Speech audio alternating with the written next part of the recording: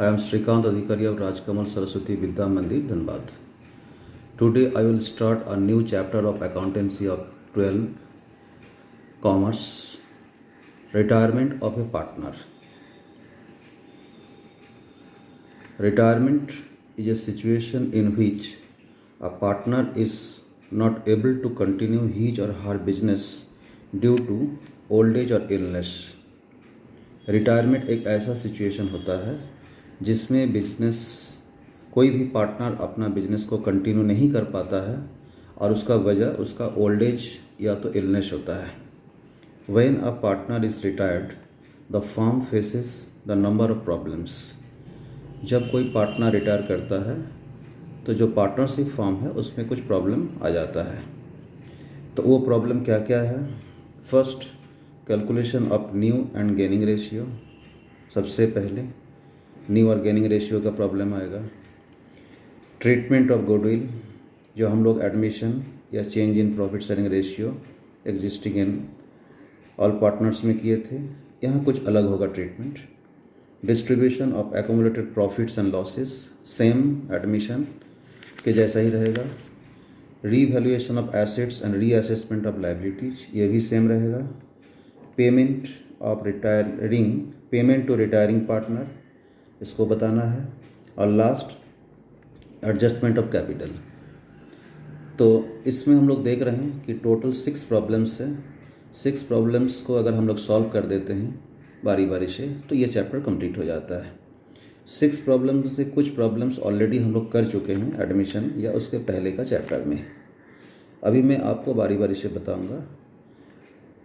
सबसे पहले आज मैं बताने वाला हूँ calculation of new and gaining ratio. तो ये गेनिंग रेशियो और गेनिंग शेयर, रेशियो में कम से कम 2 पार्टनर होता है क्योंकि 2 न्यूमरल्स का ही रेशियो बनता है. तो सबसे पहले हम लोग शेयर निकालते हैं, अलग अलग पार्टनर का शेयर निकालते हैं और जब सबका शेयर आ जाएगा तब उसको कंबाइन करके हम लोग निकालते हैं रेशियो. तो सबसे पहले गेनिंग शेयर क्या है ये? When a partner is retired his or her share of profit is taken by remaining or continuing partners.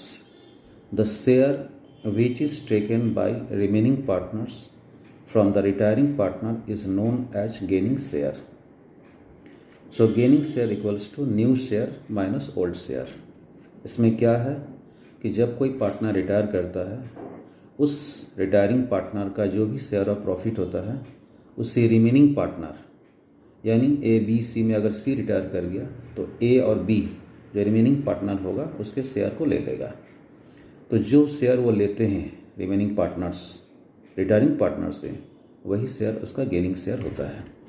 और गेनिंग शेयर इसलिए क्या होगा? New share minus old share, क्योंकि इसमें न्यू ज़्यादा हो जाता लेने के बाद, तो इसीलिए न्यू माइनस ओल्ड.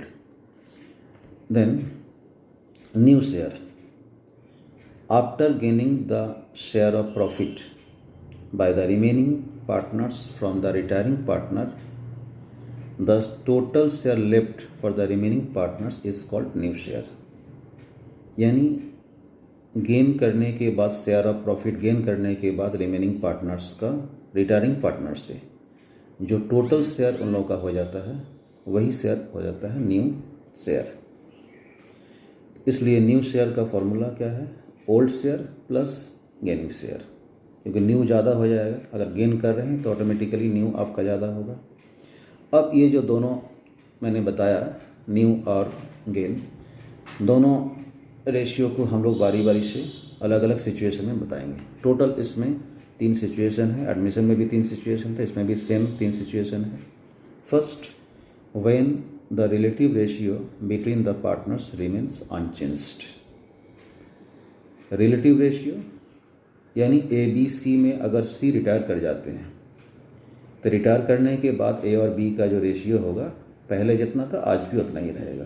यही इसका मतलब हो गया रिलेटिव रेशियो अनचेंज्ड. तो मैंने एक एग्जांपल लिया है. A B and C are partners sharing profits in the ratio of 5:3:2. B retire कर गया. इसमें calculate new and gaining ratio. अब मैं आपको बताऊंगा कैसे कैलकुलेट किया जाता है. तो सबसे पहले जब रिलेटिव रेशियो होता है, चाहे एडमिशन में हो या रिटायरमेंट में, हम लोग रिलेटिव रेशियो का केस में हम लोग टोटल शेयर को 1 लेट कर लेते हैं। तो let the total share of profit be 1। इसमें से बी शेयर इन प्रॉफिट 3/10। अगर बी के शेयर ऑफ प्रॉफिट को हटा दें तो रिमेनिंग शेयर हो जाएगा 1 - 3/10 यानी 7/10।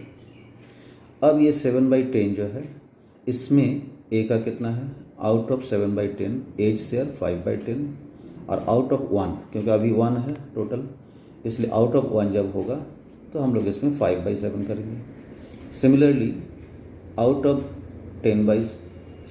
7/10 सीज शेयर 2/10, इसलिए टोटल यानी 1 जो हो जाएगा 2/7। इस तरह से न्यू रेशियो ए और सी का 5:3, क्योंकि ये 5/7 2/7 आ रहा, तो 5:2। और गेनिंग शेयर का फॉर्मूला में बैठाकर हम लोग गेनिंग शेयर निकाल सकते हैं।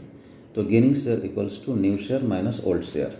तो एज गेनिंग शेयर 5/7, ये न्यू हो गया, और ओल्ड है 5/10, और कैलकुलेशन करने के बाद आया है 15/70।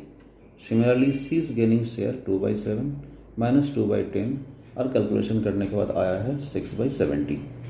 तो इस तरह से जो गेनिंग शेयर है, गेनिंग रेशियो जो हो जाएगा, क्योंकि शेयर था अब रेशियो हो जाएगा 15:6, और इससे हम लोग स्मॉलेस्ट या सिंपल लिस्ट कर सकते हैं, तो 5:2 हो जाएगा। तो इस तरह से एक बात हम लोग सीखे हैं, अगर इतना बड़ा कैलकुलेशन करने के लिए क्वेश्चन में नहीं पूछा जाता है तो हम लोग इसको डायरेक्ट कर सकते हैं।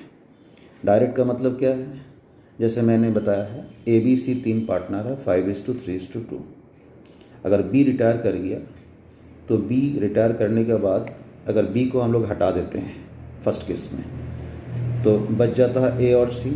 इसलिए गेनिंग रेशियो और न्यू रेशियो A और C का सेम हो जाएगा, A और C का सेम हो जाएगा। सिमिलरली अगर A रिटायर करता है इस केस में, तो A अगर रिटायर कर रहा है तो A को हटा देंगे। अगर A को हटा दिए तो 3:2 बच जाएगा, तो A B और C का हो जाएगा। सिमिलरली अगर C रिटायर कर रहा है तो C अगर रिटायर करता है तो हम लोग C को हटा देते हैं, और A और B का जो रेशियो है, चाहे गेनिंग हो या न्यू है, वो 5:3 हो जाएगा। ये था पहला केस। तो पहला केस का मैंने एक एग्जांपल और लिया है, जैसे X, Y and Z are partners sharing profits in the ratio of 4:3:2. Z retires, calculate new and gaining ratio। अभी मैंने तुरंत बताया था कि कैलकुलेशन करने का ज़रूरत नहीं पड़ता है क्वेश्चन अगर साइलेंट है। अगर क्वेश्चन में लिखा हुआ कैलकुलेट, तब तो हम लोग करेंगे ही पूरा उस तरह से 1 लेट करके, अदरवाइज लॉन्ग क्वेश्चन में ऐसा ज़रूरत नहीं पड़ता है।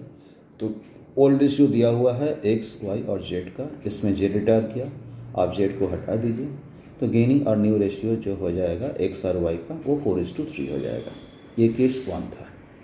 Case 2, when the gaining ratio of the continuing partners is given. उसमें भी वही था एडमिशन में कि सेक्रीफाइसिंग रेशियो दिया हुआ रहेगा क्वेश्चन में, इसमें गेनिंग रेशियो दिया हुआ रहेगा। तो मैंने क्वेश्चन लिया है L, M and N are partners sharing profits in the ratio of 5:4:3। 3 partner है जिसका रेशियो 5:4:3 है, और L retires and his share is taken up by M and N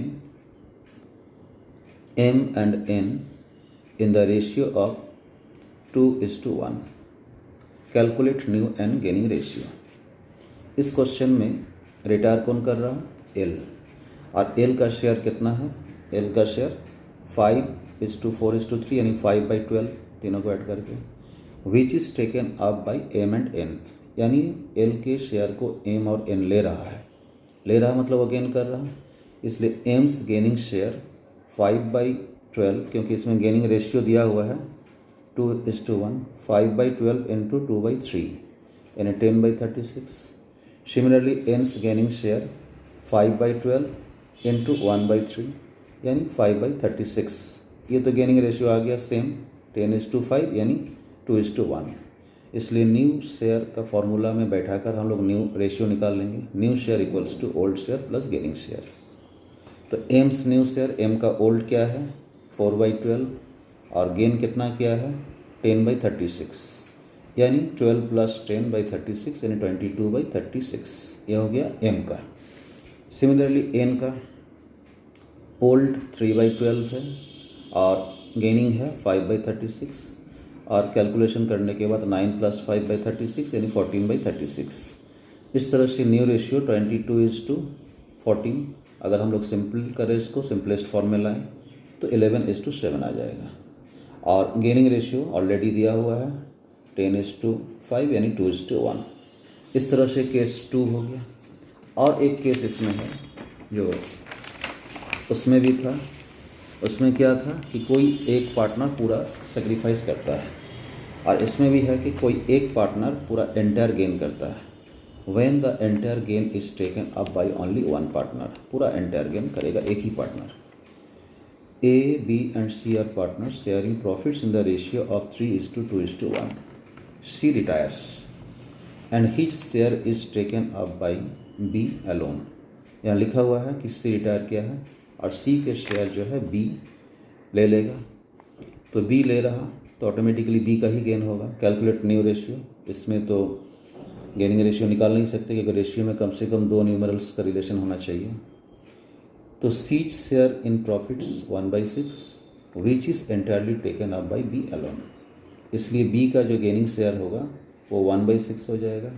इसलिए B का न्यू शेयर क्या होगा ओल्ड प्लस गेन, तो B का ओल्ड है 2/6 और गेन अभी अभी आपने देखा है 1/6 यानी 2 + 1/6 यानी 3/6। इस तरह से न्यू रेशियो A का तो अनचेंज्ड है 3/6 और B का भी 3/6, इस तरह से 3:3 यानी 1:1। तो इस तरह से मैंने आपको आज रेशियो, गेनिंग और न्यू रेशियो के बारे में बताया, यानी पहला टॉपिक आपको मैंने आज बता दिया। अब मैं कल आपको बताऊंगा treatment of goodwill, distribution of accumulated profits and loss और evaluation of assets and liabilities. तब तक के लिए थैंक यू।